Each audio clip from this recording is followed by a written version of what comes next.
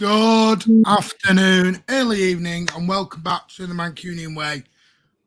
First of all, hope you all enjoyed Thursday night chat last night, but we're back today talking all about Sheffield United. The match previews are going to be a little bit different. We're going to do them as separate shows just to make it a little bit easier, and we can put a little bit more dedication into the shows, and then the Thursday night chat, we can get more ideas from you, the Mancunian Way community.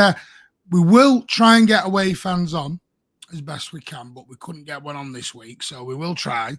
So we've got Andy from the 9320 Pubcast. How are you, mate? Hello. Can I just say, your Thursday night chat last night was good, mate. They always are. What can I say? So we're back to Premier League action against newly promoted Sheffield United. Now, I've heard this is going to be a walkover. These two games are going to be quite easy. You know, the usual arrogant sort of play from Manchester City point of view that we get. But do you agree with that? Is this going to be as easy as some fans are proclaiming, shall we say? On paper, yeah, but we don't play it on paper, do we? What we do, we play it on grass. Early season, anything can happen. Bramall Lane is notoriously very, very tough. Hopefully, Sid will make his debut as well. So looking forward to that. I didn't know it was played on paper. I thought it was played on a PS or an Xbox. Well, some fans think it is, mate. You know, it's unbelievable, but it's going to be a tough one. It really, really is. Now, obviously, Sheffield United newly promoted. have not had the best of starts. Complete opposite to us. We've had 2 wins in 2 games. They've had 2 defeats in 2 games. Obviously, the opening game, they got beat by Crystal Palace 1-0 at Bramall Lane, and then they got beat last Friday, I believe, away at the City Ground, 2-1 against Nottingham Forest. Chris Wood bagged the winner. That was my thoughts exactly when I saw Chris Wood scoring winners against them. No, with all due respect, there's no Pep Guardiola in this game, as we know. He's out with his back operation that he's had. So Juan Lilo, will he be full of hot air come Sunday? Do you mean little Kevin Keegan? He does look a bit like KK, doesn't he? Does look a bit like King Kev, a little bit. I will say that. An older version. I don't know who's older, actually. You. Let us know in the comments. Them two, sorry. Yeah. No, me and you, there's obviously which one's older. It's you. Anyway, Sheffield United, like I said, bad start, bad summer, had major issues. I've even seen some bookies bet out that they're going to have the lowest points total since that. Apparently Derby County fans are getting excited because they think their lowest points total record is going to be taken over by Sheffield United. I always worry playing promoted teams in the opening few weeks. That's just me. There's one thing what could happen on Sunday. They play Manchester City, mate. And everybody wants to beat us. The crowd, Bramall Lane is notoriously a noisy stadium. We're not going to have it. Listen, as I say, if it's on paper, give us the points now. Football doesn't work like that, and I'm glad football doesn't work like that. No, there won't be any balloon gates, hopefully, this time round. Some won't know what that means. Well, it was after 2008, wasn't it? No, seriously though, it wasn't. I don't think it was. No, it is always a very, very hard place to go. Bramall Lane. They will be very, very up for it. They might have a couple of new sites. Well, mind you, yeah, I don't think they will, mate. Yeah, the cut-off's gone now, isn't it? They won't be able to play on Sunday. They are trying. I've read somewhere they're trying to get McAtee and Tommy Doyle back on loan. They're looking at the possibility. I read last week there was financial wise they couldn't do it, but I'm not sure, trying to get a favour from City or something, but they are looking at the option. I think Tommy Doyle's more the player will go. Yeah, because he's got 2 years left on his deal. I've read somewhere, whether it's true or not, City would probably be looking for £10 million to make it a permanent switch. I can't see the McAtee one happening at the moment because that could be instrumental with Núñez. If he's going to come to us, if he's not going to come to us. So watch this space on that one, because it could either be Cole Palmer or McAtee. So I can't see us moving either way to loan either of them out at this moment in time. So we know what's happening with Núñez, who will be a fantastic signing for us, by the way.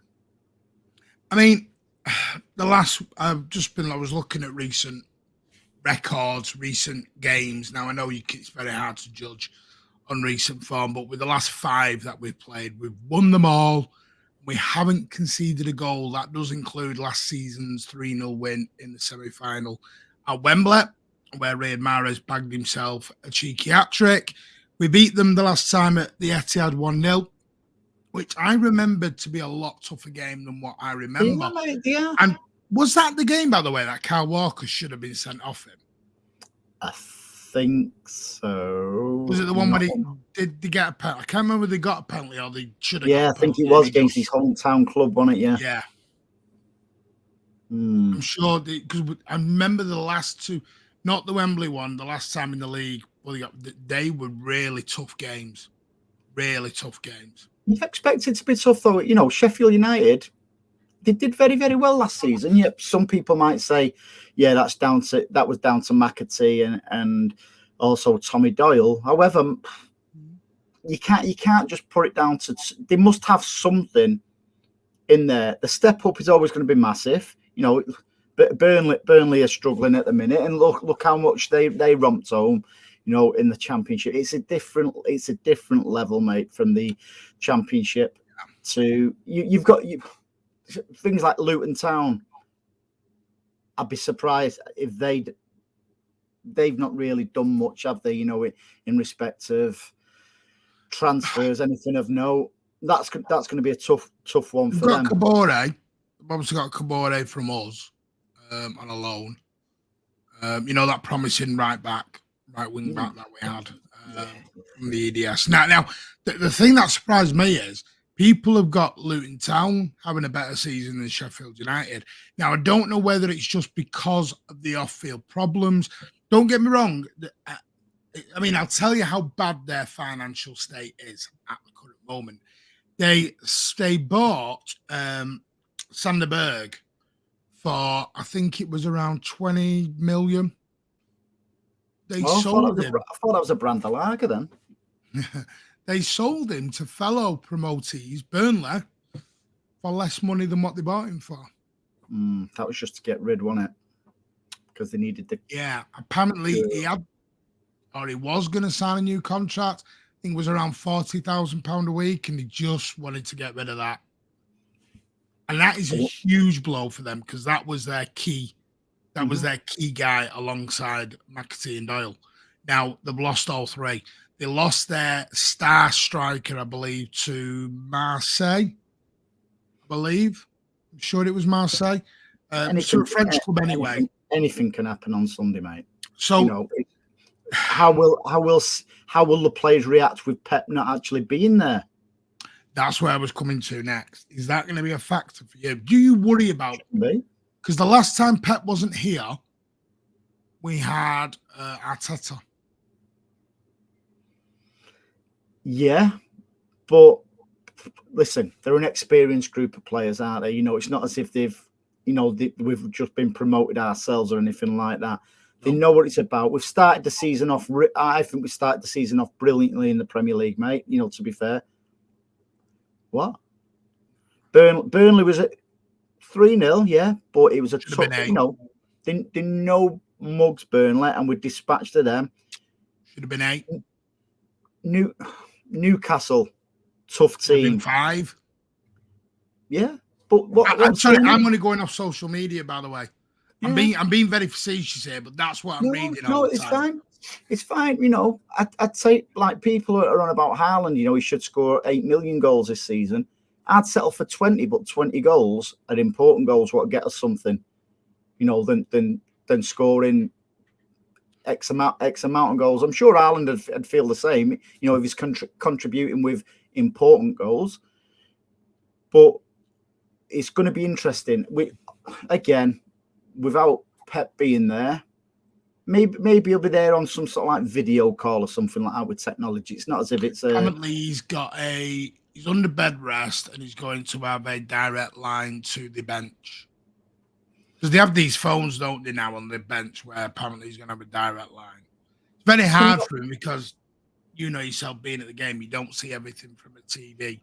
I've got an idea. As well. While he's doing now, why don't they get him to operate VAR? Pep Guardiola on the VAR from his bed. Fergie's done it for years, and that was Howard Webb. Webb. Fergie. I'm sure I've seen pictures of Fergie. There was the other one, Howard Webb, and his other long lost son. Who was the other referee? Can't remember his name. Referees without a father. They call baskets or something. Yeah. What I do want to touch on, Jeremy Doku's now in 5-year contract. Sid. That's his new name. Going to wear the number 11. Would you? That 11 that played against Newcastle have been lauded quite a lot this week by me as well, and by you. Rightly so. Rightfully so. Because under so much pressure and under so much doubt from everyone, I thought it was one of the most dominant displays we've had in a very long time. especially possession of the ball and the way we moved it. Would you keep that 11, or would you throw a Doku in just to, or even a Bernardo? Because we don't know, because obviously Pep's press conference, we don't know what's been said fully. So would you play a Bernardo and a Doku to give that surprise element, or would you be happy to keep that 11 that beat Newcastle? If he did put Bernardo and Doku in, it would be a surprise element for me, because why not go with the 11? What saw us through magnificently against Newcastle, but substitute wise, yeah, because Bernardo's not been feeling well by all accounts. It's not an injury; he's not been feeling well, so it's pointless starting him. Doku's new. You know, we only signed him, you know, on Thursday, didn't we? Last night. Well, officially announced at 6 Yeah, but I mean, he's not trained with the players or anything like that. You know, he's not trained with the Pep yet. No. So, yeah, thinking about that, maybe it would be a gamble to chuck him in straight away. It would be, because he needs. I can't see him starting a game. I know you can never second guess Pep until Pep's had a go at him, how to, you know, in a training session or something like that. Okay, you just touched on my next question. Will it be Pep choosing? Will it be Pep choosing the team, or will he trust Juan Lilo 100%? I think what he would, the sensible thing to do is I'd be saying to Lilo, whatever his name is, I'd be saying to Lilo, right, ultimately, I would like to start the same 11. What finished? Well, there was no substitution. Yeah, no one finished. Everyone finished. The team what played, the 11 what played against Newcastle, I want to start them. However, since I've been at the op, how have they performed in training? Have the same 11 been okay? How's Bernardo feeling? He's not been well. How's he feeling? Is he feeling a bit better? Is he good enough to go on the bench? Yeah, all right then. Doku definitely on the bench, you know, and if things are not going our way, you've got a surprise element then. You know, because it'll be, if you God forbid, if we're chasing the game against Sheffield United, it's just like, Doku, we don't know what you're about properly. Just go and play your normal game, what's brought you to us. Just go and do that. However, if we're hopefully 2 or 3-0 up, you can still bring Bernardo in to get his rhythm going a little bit. You can bring Doku in and say, right, listen, we're comfortable here. Obviously, you give him instructions what to do. However, he'll have that freedom. He won't have that pressure of we're chasing a game here. You know, I don't want to let, you know, I don't even know how my teammates play. Because don't forget, Gvardiol doesn't really know how we play properly yet either.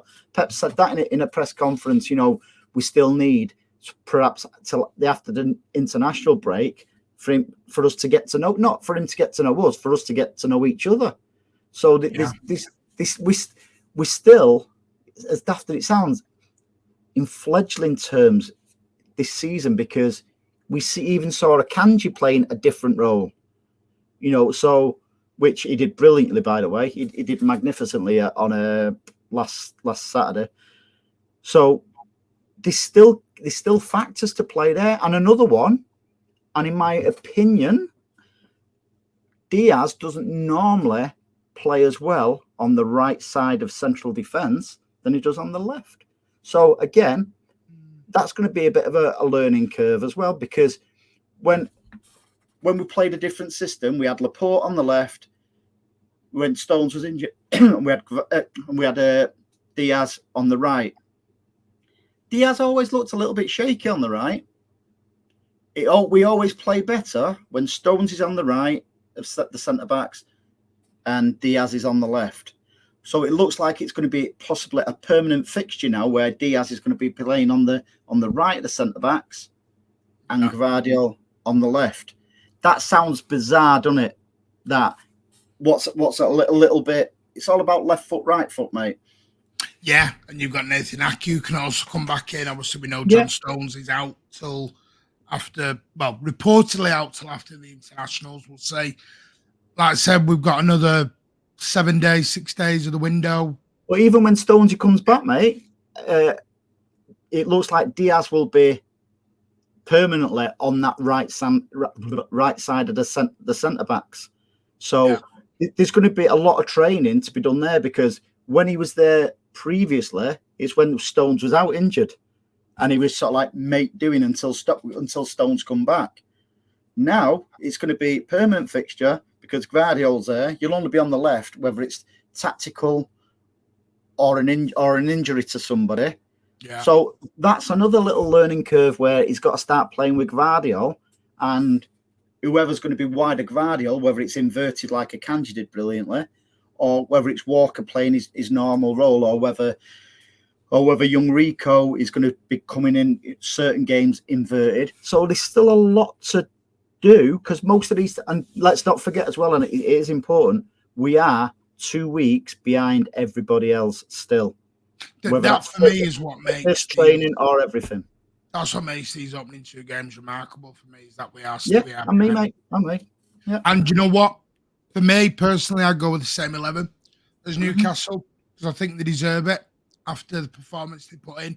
Joker and Bernardo, if fit, can be that surprise element off the bench. We know Bramall Lane's going to be packed. They've got their own cop behind them.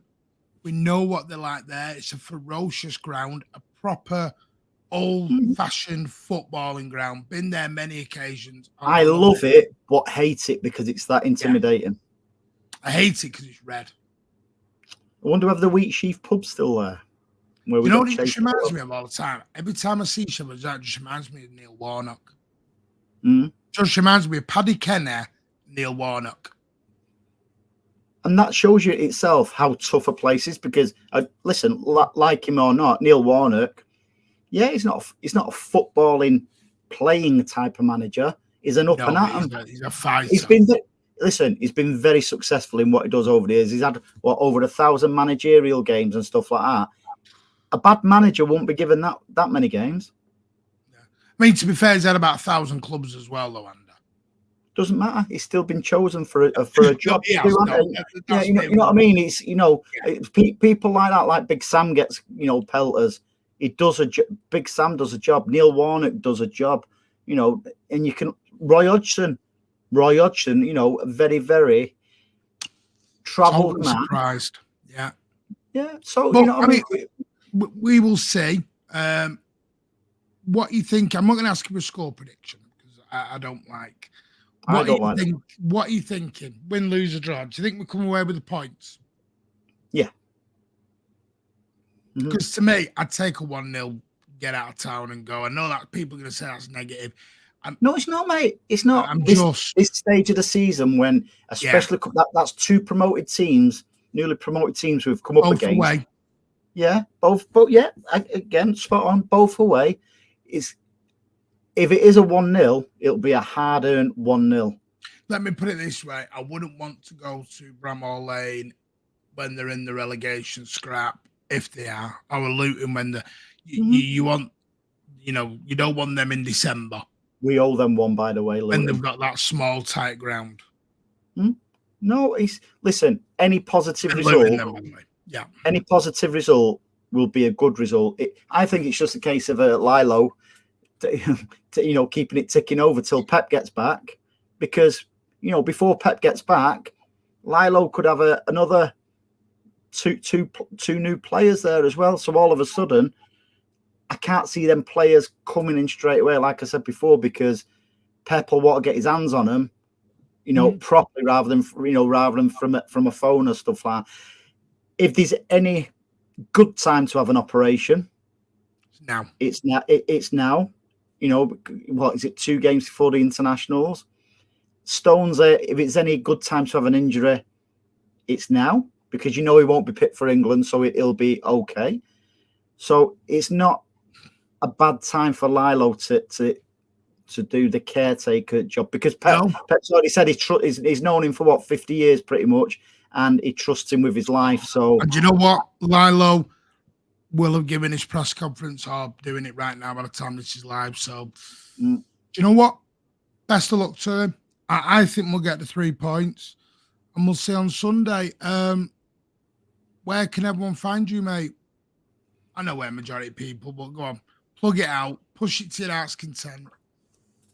Search for us on YouTube, MCFC 9320 Pubcast. We're absolutely rubbish, though. Anybody who subscribes to us, unsubscribe to us, because we're rubbish. Just we're rubbish. We're rubbish.